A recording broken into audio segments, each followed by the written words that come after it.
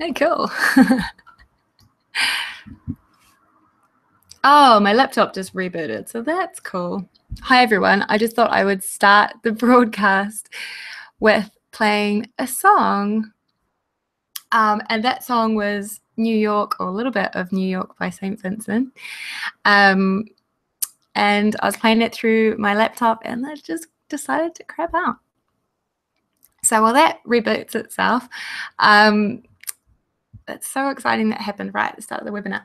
I have to apologize because I have lost my voice a little bit, so I'm going to be talking reasonably quietly, so you might have to listen up or turn up your headphones or whatever you're listening through today. So I really apologize for that, but I've been drinking green tea with lemon, and my friend who is an online vocal coach, Big Notes Get Votes if you want to learn to sing, she told me to do sirens and steaming, and so I've been trying to get better.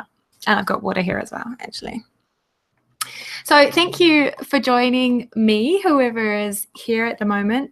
I'm sorry that my playing got cut short. But I've got some really good stuff to share with you today. I just want to draw your attention, if you're watching this on my website, just draw your attention to the download button that's just below the video, and if you click on that, there's a little bundle that you can download to go with this workshop, and it's got a cheat sheet with basically a one-page sort of cheat sheet with a lot of the notes from this workshop that we're going to go through, and also there's an audio file and a little note to go with the audio file to explain what it is. Basically, it's a little exercise. So after we finish doing the workshop, you can listen to that audio file and have a go at what we're talking about and see if you can work out the little tune that I've included for you. So that is cool. My laptop has decided to start up. Yay. This is what happens when you have to do a live workshop with also a piano. You need two computers. So yeah, thanks everyone again who's showing up for the live streaming. That's really cool. We're going to get into it in just a moment, but just a little an idea is that maybe grab yourself a tea if you haven't already got one, and a pad and pen if you want to take notes, or also a good idea is to take notes if you think of any questions throughout the workshop that you would like to ask me. I'm going to be taking questions at the end, so make sure you hang around till the end so that you can get that. Everything's restarting. Yay. This is a MacBook, by the way, so, be wary about my Mac. No, just kidding.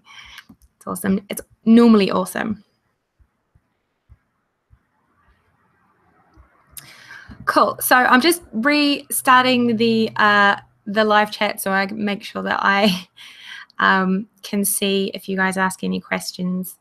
You can ask them now if you like, or maybe just wait till the end so that I can make sure that I see them when it comes to that time. So I'm going to go ahead and change. It's another technical thing. I'm going to change to screen share so I can show you the slides that I've prepared. So you're going to say goodbye to this pretty face, and I'll come back at the end when we have the question and answers.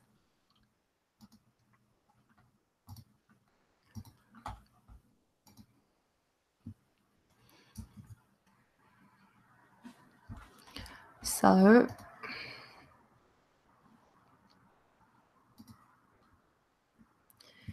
that should be doing something. Hopefully. Let's just see. Right. Can everyone see that? I hope so.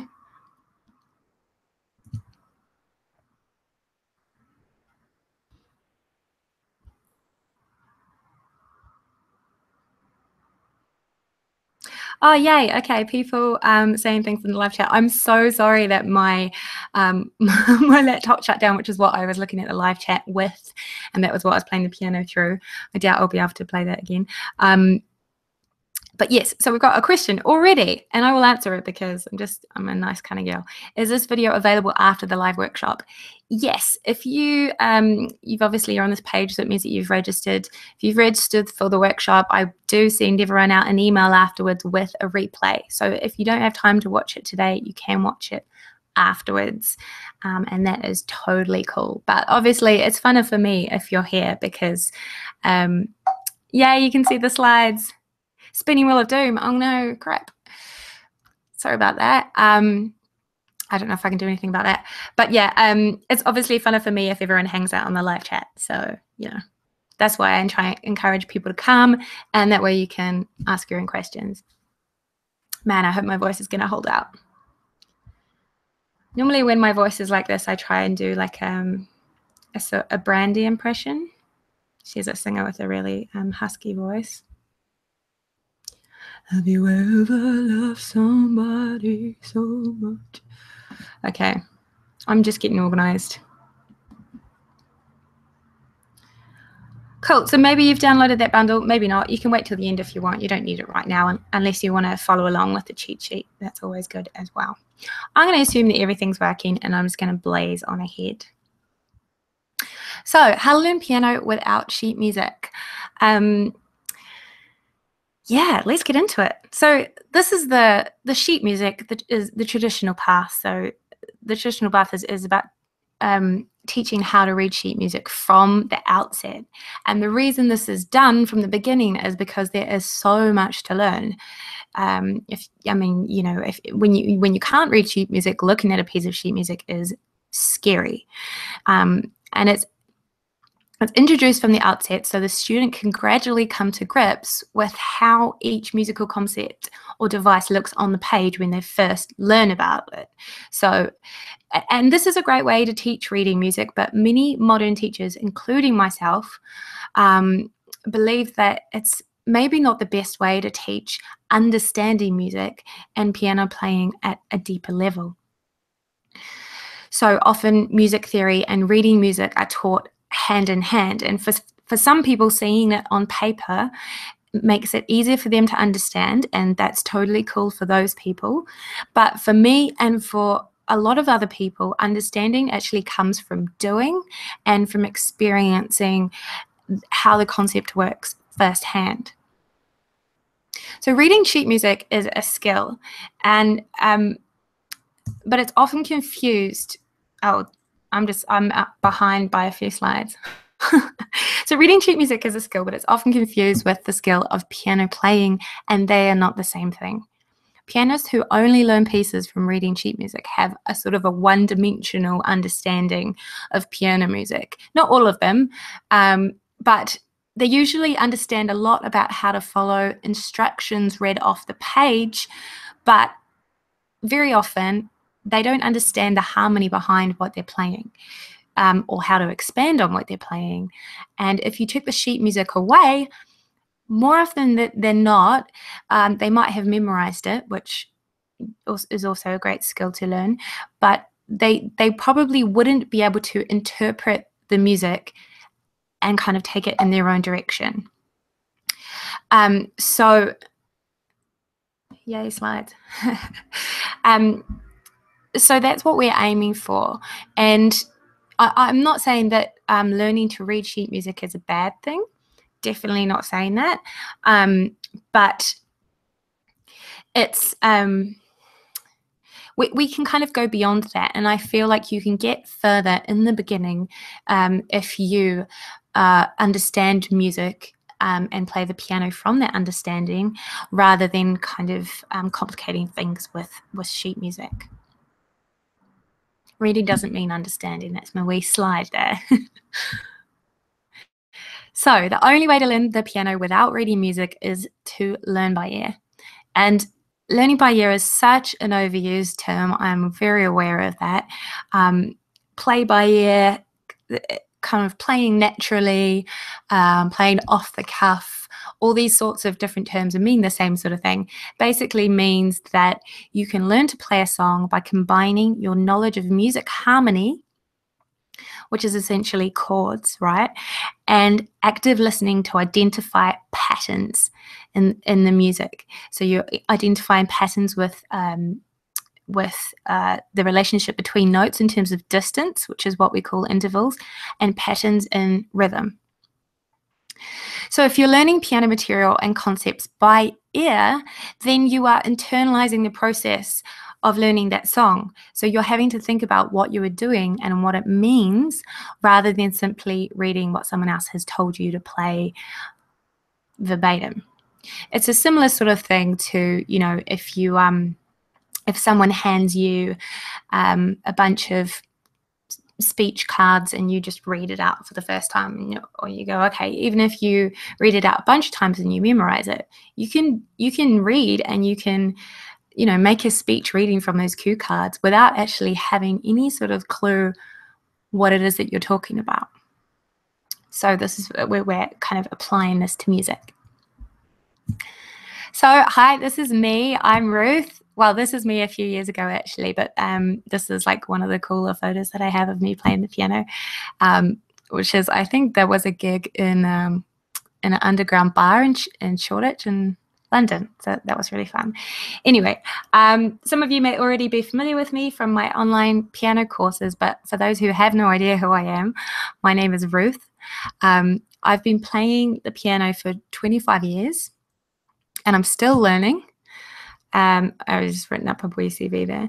But I finished the classical grades before I left high school, and then I studied for a music degree. And I've been working in the music publishing industry ever since then. So I kind of have to admit at this point that I studied the traditional path, of course, and where you learn to read music from the beginning. And that's what I did. And definitely that kind of ended up my career for quite a lot. It was pretty much editing sheet music. So I kind of did that from start to end, and that's fine. But when I was learning the piano, I didn't enjoy the side of reading music. It was such a struggle trying to not only learn how to play the piano, like what notes are where my fingers go, how to use my fingers properly, proper posture, how to play rhythms separately and hands together. There's all these different things going on when you're starting out, and the traditional method of teaching, where someone back in the dark ages just decided that learning to read standard notation at the same time would be a great thing to do. It makes it so hard. And for me, yeah, it came into good use later on for me because I studied classical piano and I did music publishing. But as a pianist, there is so much that I had to learn about understanding music that I didn't get from learning classical pieces or from learning how to read music. So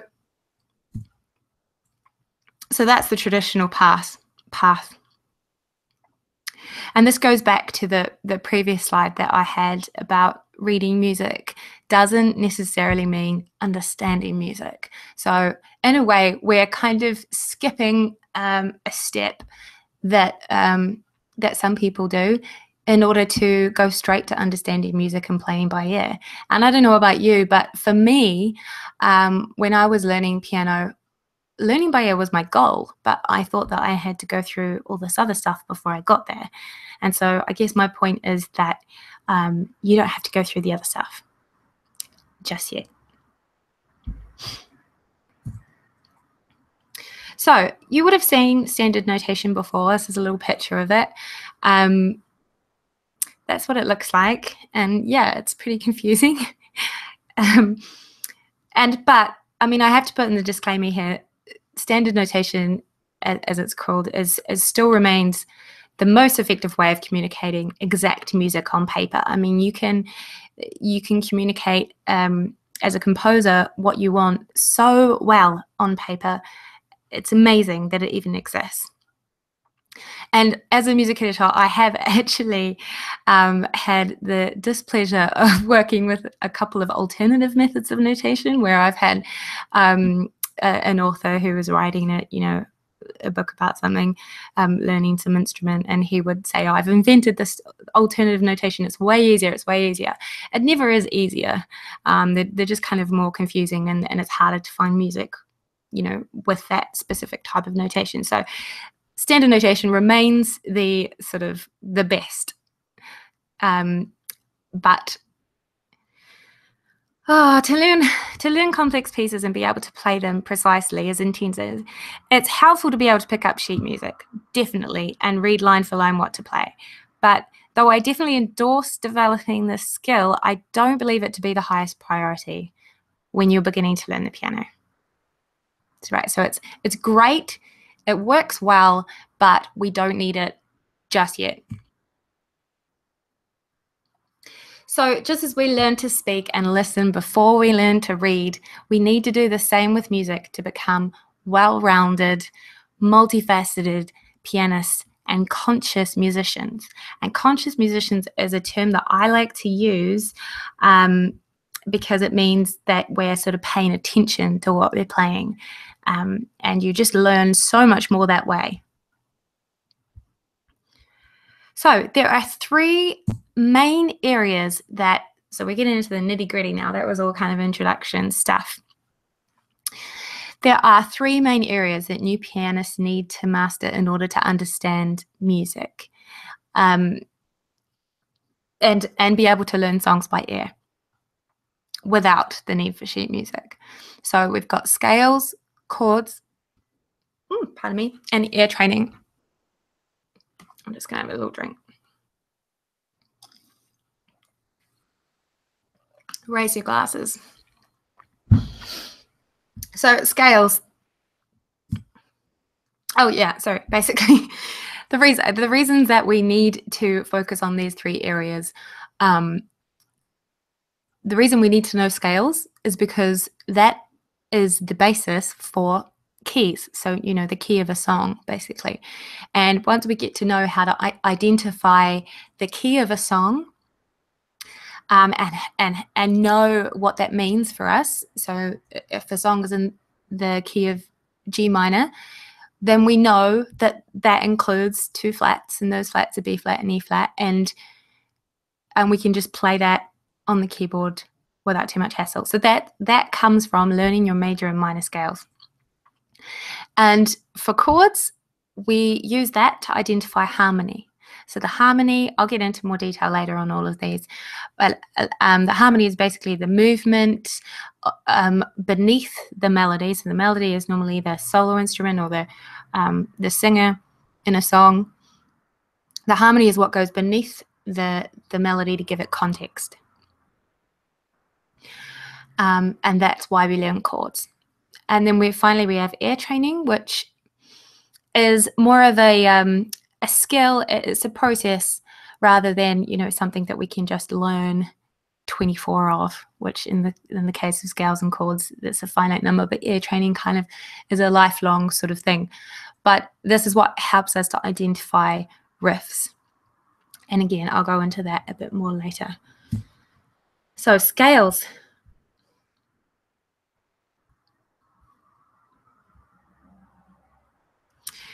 So you can go pretty far with a good knowledge of basic, major, and minor scales.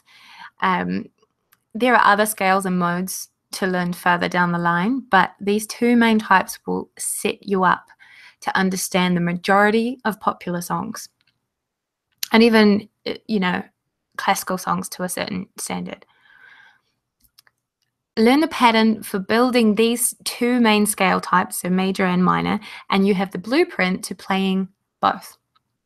So starting from any note on the keyboard. So basically, if you've got 12 notes in the octave, if you learn the 12 scales for the major scale, starting on each note of the octave, and then you learn the 12 scales of the minor scale from each note in the octave, then you've got 24 scales in total. So that's a nice, not too big number. And really, it's just two scales turned into 24. So, I mean, you're playing the same thing 12 times, but hello, and on 9309, yay, You can, I think you can put your name into this chat thing, but I don't really understand it. So yeah. Where was I? Yeah, talking about scales, 24 scales. So that's a nice number. It's within your grasp. That's not too hard. And learning scales has several applications. Scales are what constitutes the key of a song, as I said before. So every song is based on a scale. Essentially, we call it a key. And in written music, this is indicated at the beginning of the song with what, if you may have heard before, is called a key signature. And if you were learning written music, you would learn how to identify the key of a song based on what the key signature says.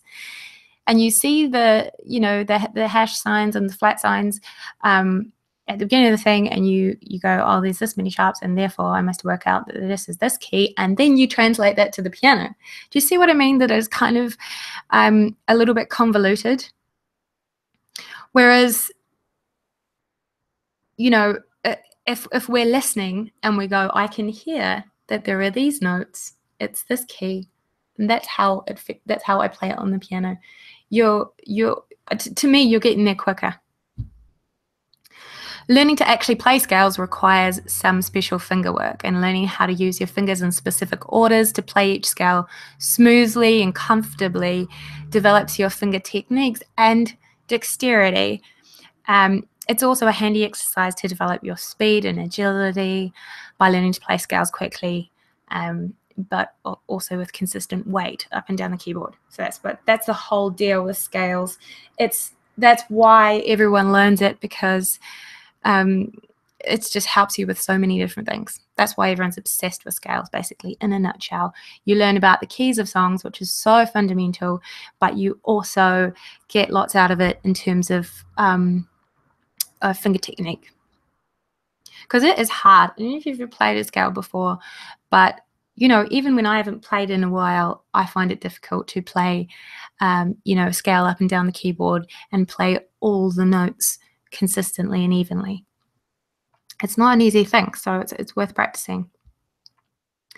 So next, number 2, these are long slides. We have chords.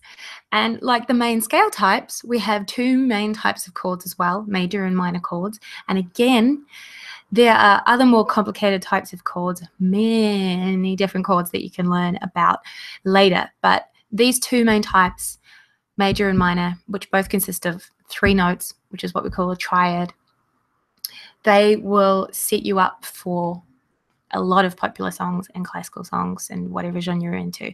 They are the building blocks, essentially. Learning about chords is learning about harmony. And harmony is the way, as I was saying before, the chords are put together to create a certain feel within a song. And you may know the term harmony in relation to singing, right? So where a backup vocalist might harmonize with the lead vocalist who is singing the melody. And this applies to the reference to harmony within songs too. The harmony within a song is what gives the melody its context, as I said before. Without harmony, a melody is left bare and doesn't sort of have a grounding. And the decisions of which harmony, which, as we said, is a collection of chords, to put behind a melody can make or break a song. And the choices made here can vary significantly, I can't say that word, as to create completely different feelings, even if the melody doesn't change. So this is why harmony is so important to learn about, because when you change it up, you can create a completely different feel. Why only major and minor, not also Lydian, Mixolydian, Dorian. Yep, those are modes that you can get into, but I'm just talking about someone popped up on the live chat. That's why I am changing subject. Those modes, Lydian, Mixolydian, Dorian, are great and wonderful, but if we learn major and minor scales, then we've got a kind of a basis to work from. And to me, that is something that we can get our heads around as beginner pianists, whereas the rest will come later for sure. I'm just going to turn off my sound there.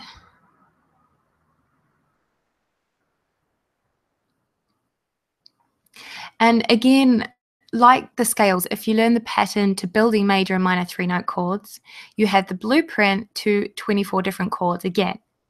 And that's major and minor chords for every note in the octave. And once you know the chords themselves, you'll need to learn about ways of putting different chords together. And that is what we call a chord progression, right?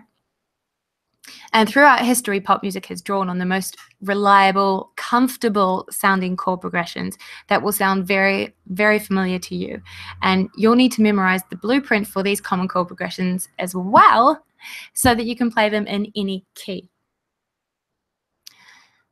In the process of learning the blueprints for the 2 main scale types and the 2 main chord types and the several common chord progressions, that in itself, as a friendly guy on the person on the live chat has said, there's many more scales that you can learn, but starting with those will really set you up to begin with. And by learning these blueprints, you will quickly learn more about music theory than many pianists who are several years down the track of learning how to read sheet music. You'll understand songs more quickly than those on a more traditional learning path. So, number 3, training. So learning about these scales and chord blueprints, as I'm calling them, is the first level. And the second level is training your ear to identify these things. And in many ways, this is the hard part, because instead of just using your fingers and your memory to learn just learn the blueprint for the chords and scales, you now need to use your ears, or your taringa, as we say in New Zealand. And the good news is that you already recognize many of these things just from listening to music all your life. The way certain music makes you feel, even when you take the words away, is a result of the harmony of the song. The chords have been chosen and designed in a certain order to elicit an emotional response from the listener. And you're essentially emotionally manipulated whenever you listen to music. And that's a little bit scary when you think about it. But we can take that emotional response and actually use it to identify the chords that we hear. At a basic level, when you hear a major chord, your emotional response is to feel happy, or like everything's right with the world. And when you hear a minor chord, your emotional response is to feel sad, or not as happy as you did before. And at the next level, we can train our ears to recognize chord progressions by starting with the most common ones. We can recognize the way we respond to the changing chords and listen to not only the harmony of the song, but listen to our sort of inner reactions to that part of the song as well. So we can combine the two to decipher the harmony of a song. Now, the next part, training our ear to recognize intervals, is less emotional and more about repetition.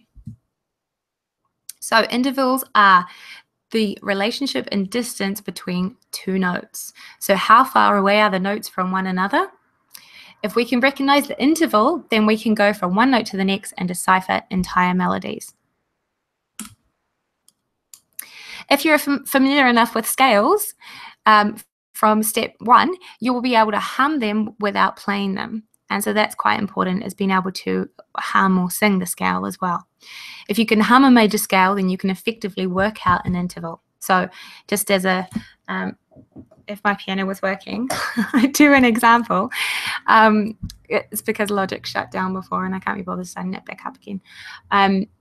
But so if we started with a C note to begin with, and then the following note was G, how I would find that second G note, if I didn't know that it was G, but I was just hearing it, is I would sing up a scale. So if we've got A, C, and then the next note is da, then I would go da, da, da, da, da, and then I'm able to find that second note just by moving up that major scale. So that's a good way to kind of train yourself to find the intervals, the distance between 2 notes, and then eventually you'll be able to just sing the intervals without needing to also sing the scale to get there. And the next thing is recognizing rhythm. Recognizing rhythm and being able to replicate it is the next phase of ear training. And before you get there, you will have already identified the notes in whatever passages that you're working out by ear, by using the intervals as above and playing the notes without rhythm. So that's what I've got here is when you're finding out a rhythm, the first step is to hum first, as I just did, and then find the notes and play them with no care for what the rhythm actually is. Next, we identify the rhythm without worrying about the notes at all. So tap the rhythm with your hand on a table or a surface. And I recommend tapping rather than clapping because it's kind of difficult to clap quite fast, or it is for me anyway. So I just tap it on a surface just to get used to the rhythm.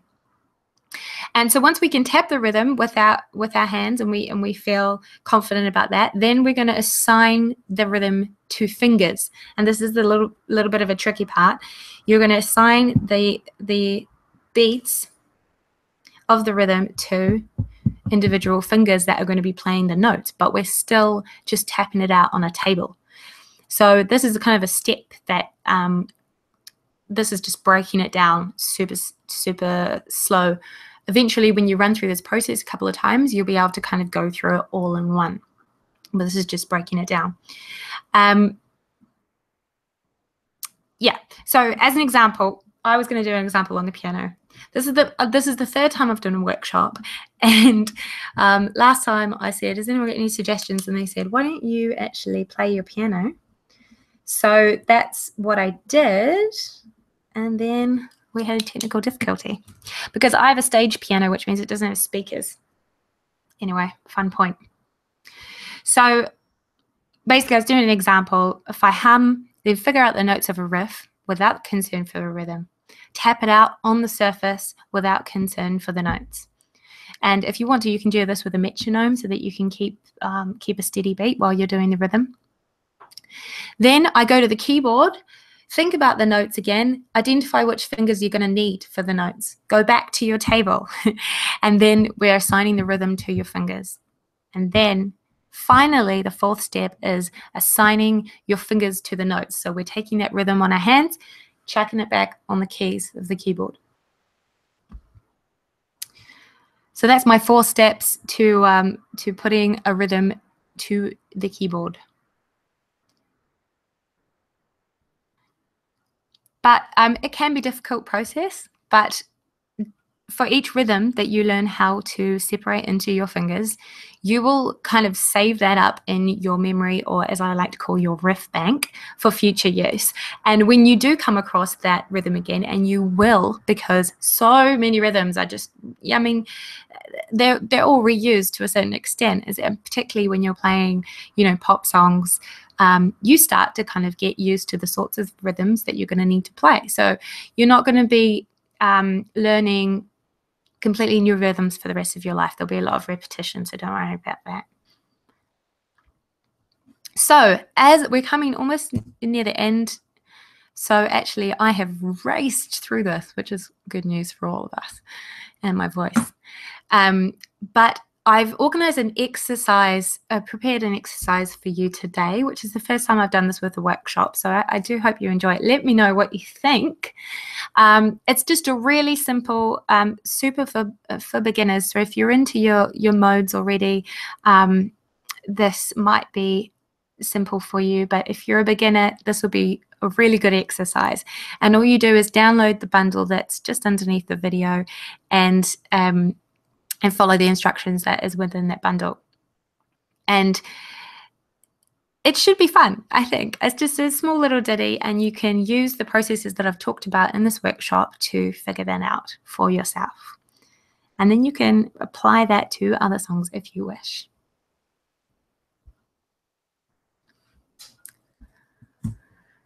So, in conclusion, we just remember that reading doesn't mean understanding.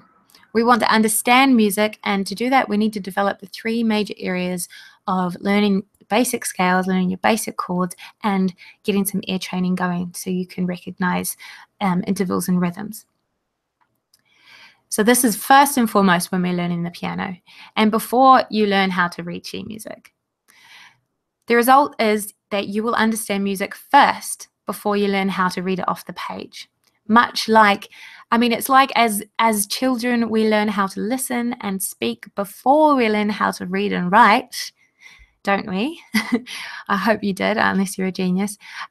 We take the same approach and we just apply that to speaking fluently the language of music before we become reading and writing geniuses. Not only can you learn piano without learning to read sheet music, you absolutely should learn piano and music theory before you even go near a sheet music book. As well as becoming a conscious pianist, meaning you understand what you're playing, it's also much easier to learn this way, as I talked about before. It's easier to learn about music theory and harmony using online resources such as my Piano Picnic courses, unencumbered by also having to learn what everything looks like. So this is why with my courses I say that it's quick and easy because we're not having to worry about what it looks like on the page, so we can motor through things a lot quicker. It frees you up to develop your passion and comprehension of music without having to learn what a demi-semi-quaver is and which part of the stave it belongs on and all the Italian terms that come with that as well. So reading music is a valuable skill to learn, but not essential to learning piano songs, and as such, it should be treated, in my opinion, as an upskill rather than a foundational one. So if you're wondering after all of this, okay, so you've told me what I need to learn, but how am I going to learn it? Or where do I start? Well, I have an idea about that too. We're going to, so we finished talking about what you need to learn. I'm going to have the Q&A in just a moment, but I'm just going to talk about a little bit about where do I start? Where to from here? You don't have to go away from this workshop and wonder how to start learning these things, your chords and scales and ear training. How am I going to do that? Stress. The first step is here today. So, this is why I kind of bring you here, is to tell you all that my course, Super Basics, gets you started on the right track to playing the piano, and there's no sheet music in sight, and that's not a common thing for a piano course. I like to say this is a no bullshit course, pardon my French, but there is a difference between a course being fun and engaging, which is where I try to sit, and having a course that is full of fluff and filler to try to, sort of pad it out. And the sorts of courses I'm talking about are ones that say, here's 50 hours of video content, which sounds like you're getting a lot for your money, but who actually has the time to go through all of that? And how quickly are they getting to their point when it's 50 hours worth of videos? So, why spend 5 hours on something that you can learn in 10 minutes is sort of my approach. And so I get you there quickly, but surely, and in a way that's easy to understand, right? Simples. And the other thing is, my place, I'm all about saving people time, basically, because piano is a lifetime pursuit, but it shouldn't take you a lifetime just to start enjoying playing. My piano courses are based on a concept called micro-training, something I go on about a lot, because I'm committed to changing people's minds about learning piano. And it doesn't have to be the stale, traditional sort of drudging journey that you have to commit an hour or more to a day to get anywhere, because you're also learning sheet music. Each video lesson in my course is only 2 minutes in length, so you can do it on your phone or your device or computer. You can do it in your coffee break at work, I like to say, but you can make some quick progress in 10 to 20 minutes a day is what I recommend to master the basics quickly and get playing the piano without the sort of complexities of reading music as well. So super basics is what I'm talking about, and this teaches you the layout of the keyboard, how to identify the notes easily, how to number the fingers quickly, learn new patterns, which we were talking about learning patterns before, the small steps we use in music, intervals, right? The finger techniques used to play scales, major and minor scales, how to build them both from scratch. So that's that scale blueprint I was talking about before. And ever wondered what the key of a song is? This is where we unlock that for you. So as I said, that's to do with scales. And by the end of the course, you will be able to find middle C. Oh, it's not on the slide here, but you'll be able to find middle C and play song just by numbers, basically. So you'll learn songs by the numbers of your fingers rather than having to read notation. You'll play major and minor scales up and down the keyboard, and you will get to play songs at the end with the Piano Picnic official band, which is just, it's backing tracks, but me and my husband, who is a drummer and audio engineer, have produced lovingly in various styles. So that's exciting. And here's what you get with it. Obviously, you get your 12 concise video lessons, 21 demonstrations of backing tracks, downloadable cheat sheet, which is similar to the one that you have for this workshop that I've made for your download, but a lot more extensive. It's more like an ebook. Progress checker shows how much of the course you've completed and got to go, exclusive access to super basic private support group, and a final quiz to test your knowledge. This bit takes long. So it's a fantastic course that is already helping people to get the basics of piano learning quickly, easily, in their own time. And the best thing is you don't even need a piano to do it. And no, I'm not crazy. You can start learning the piano with various alternatives, like you can use an app on your phone or tablet. You can use a rollout piano, which is like a little sort of handbaggy sort of thing you can get from Amazon. You can just get a basic secondhand 2 or 3 octave keyboard, whatever you can get your hands on. You don't need to invest in a massive acoustic piano before you start to learn the basics. You just don't. And that way you get to kind of see if you like it before you even buy a piano. So this is the first step towards you becoming a wonderful pianist.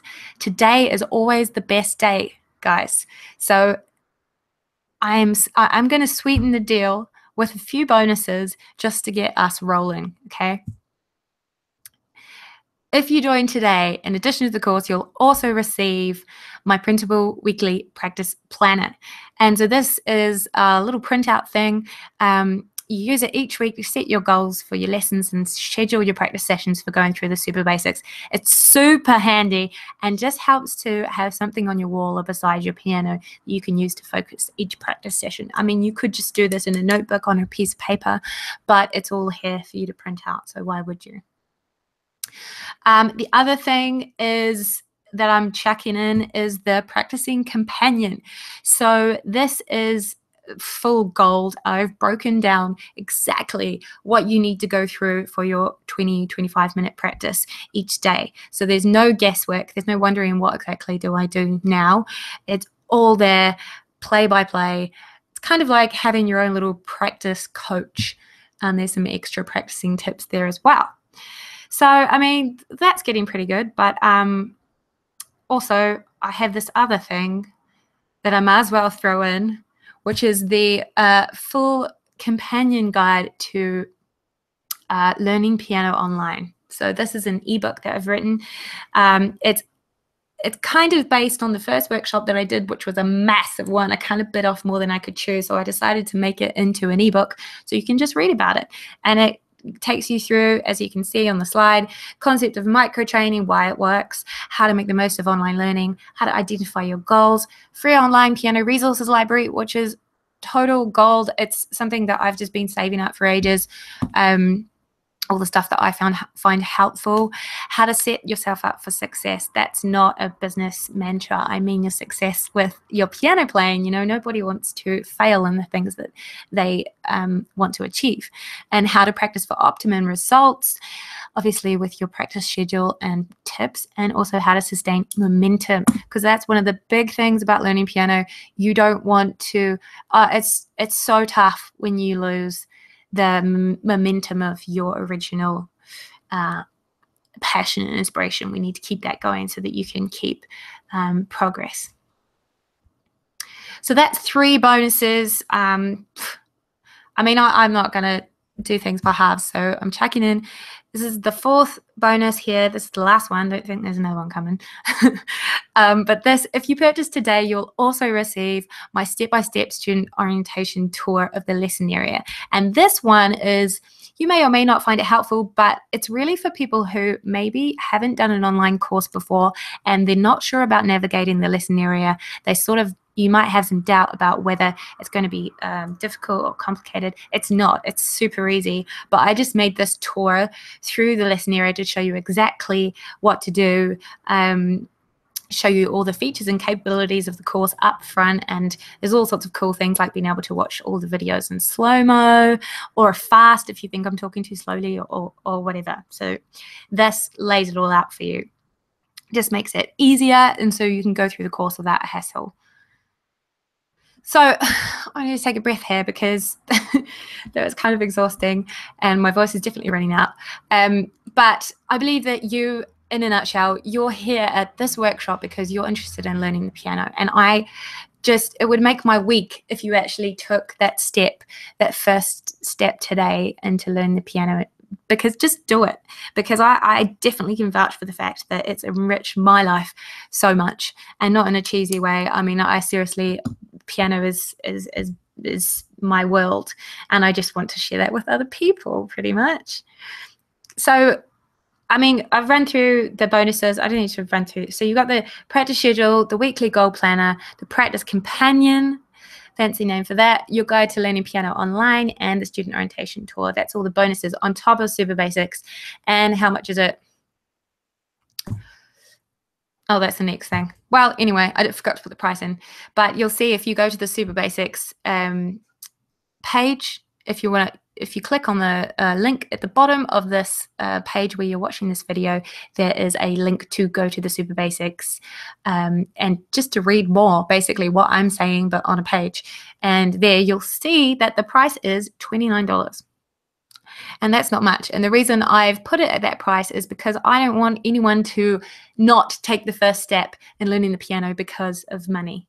You know, and if you go to a private teacher, or if you've looked into taking a private teacher, you'll know that it can cost anywhere between from $30, right, which is roughly what my course costs, up to $60 for a half-hour quality lesson.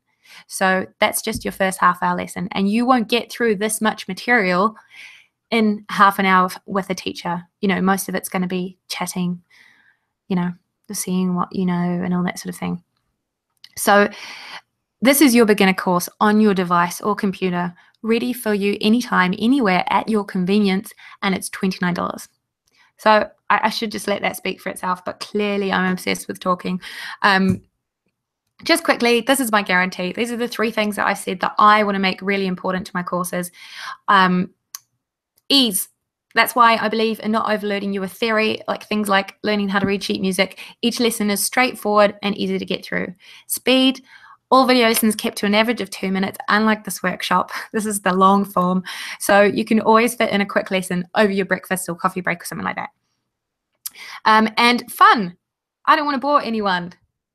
That's not what I'm about. So all my videos are distilled down to the most slick, sort of potent form. You know, there's no 50 hours of videos for you to get through. I keep things quick, but also I put a little, it's entertaining. Let me just say that. There's a few little fun surprises in there.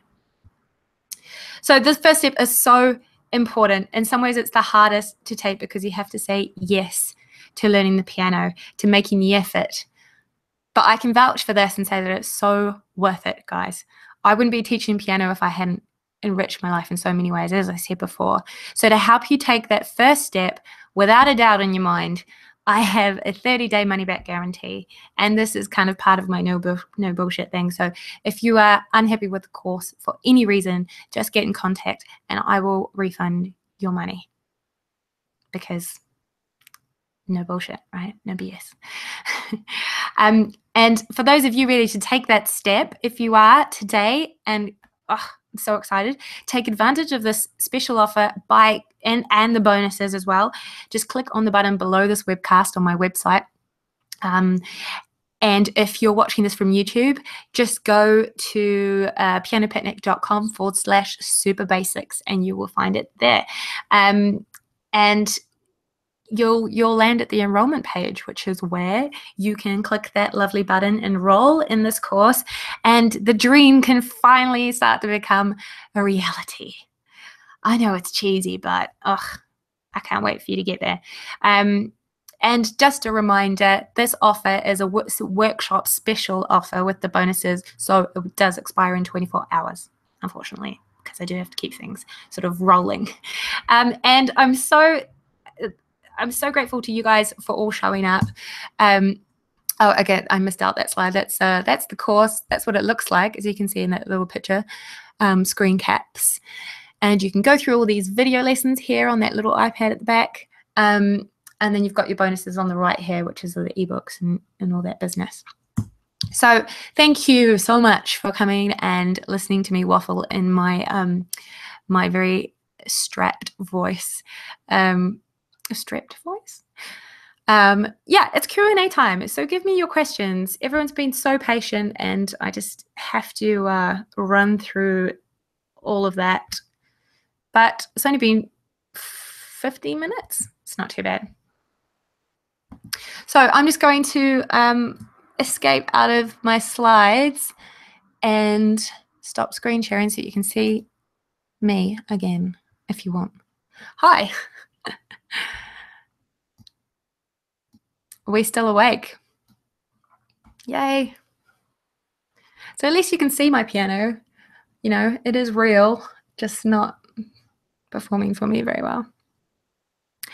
So, okay, so we've got a few questions. Nice video. Which scale can match which chord progression? Totally. And that's for improvising, which I would, improvising is all kind of part of this sort of way of learning where we're understanding the music, but we got to start with somewhere simple, you know, for beginners with your two main chords and your two major scales. I've just started answering the question without actually reading it out. That's funny.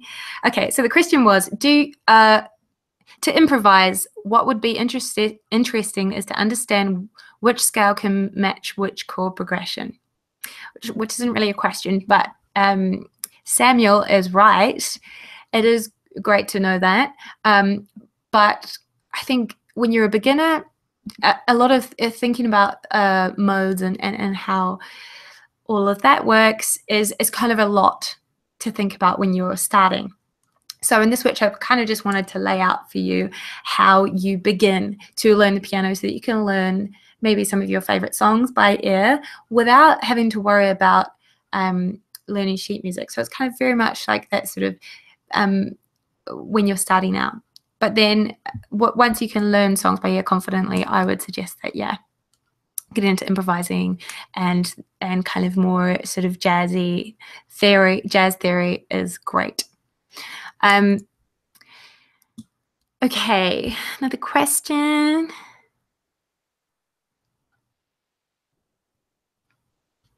Do you know of any good software to help with this process? Maybe using a MIDI keyboard to check you played the correct key. Is this in relation to the exercise?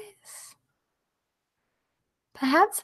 I know that you can, sometimes you can download a MIDI track of a song and then you can import it into whatever audio recording software that you have, like maybe Logic, or I'm not sure if Band in a Box does it, but sometimes you can import MIDI into audio programs, and then if you bring up the little MIDI input window, you can actually see when it plays, it'll show you which keys are on there. So yeah, you could use that to check what you're doing. When you go through my courses, like with Super Basics and Songs by Ear course, which is the next course I forgot to say, if you're learning by ear, I have a Songs by Ear course that is very going to be released very shortly, is what I'm trying to say, and that takes you through learning how to check what you're learning is right, and it also gives you exercises with also the answers. So you get used to learning bits of songs and learning riffs while also having the answers actually there. And then once you've developed that skill, then you kind of don't need the answers anymore, right? Okay, next question. Once I'm learning piano, at what point do I need, oh, it's just skipped up.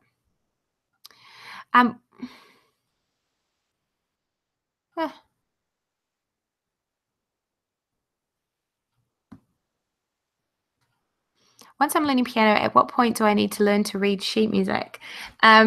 So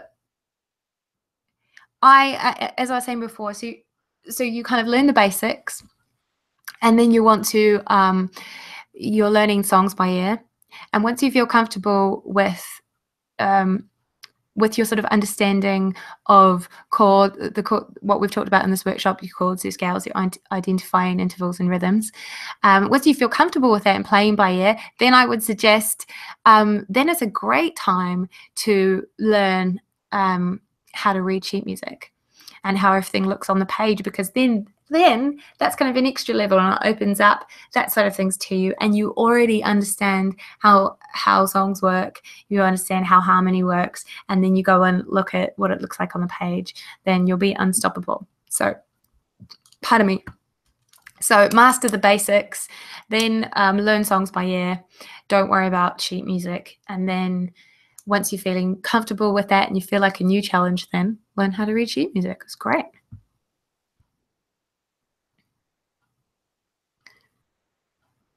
In relation to learning to, I think that's what I answered. In relation to learning to recognize notes by ear using software. I don't know of a particular software. If you know of one, do let me know.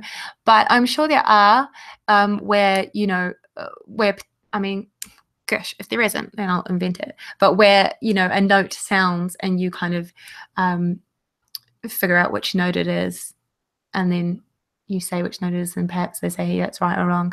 It's kind of essentially like a flashcard, right? Or it's the flashcard sort of idea where you have the question on one side and the answer on the other.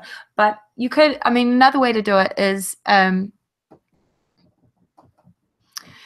you could if you've got a keyboard, you could kind of just press a key and then press another key, with different hands. And so we'll do it where you can see. So if you've got, without looking, just press a key and then press a different key with the other hand, and then still without looking, so you're listening to it with this sound coming out. In your head, try and figure out what interval that is without looking at the keyboard. And then when you turn around, you look at the keyboard, you'll see, oh, yeah, I just played a ninth. So that's a way that you can kind of do it by yourself without needing software, but I'm sure there is some good software out there for that. Is it a good exercise to try to play a song to transpose it in all the 12 keys? Yeah, that's a really good idea.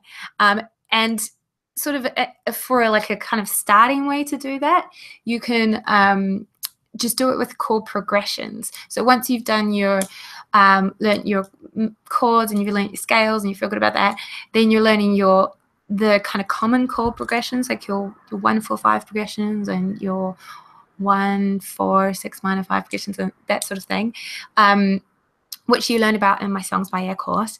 Then it's a good idea to take that progression and be able to transpose it to any key on the keyboard, which you'll be able to do with your knowledge of scales and chords. So yeah, that's a totally great way to get used to being able to play in all different keys, which is an excellent skill to develop, and that's something that I talk about in my Songs by Ear course.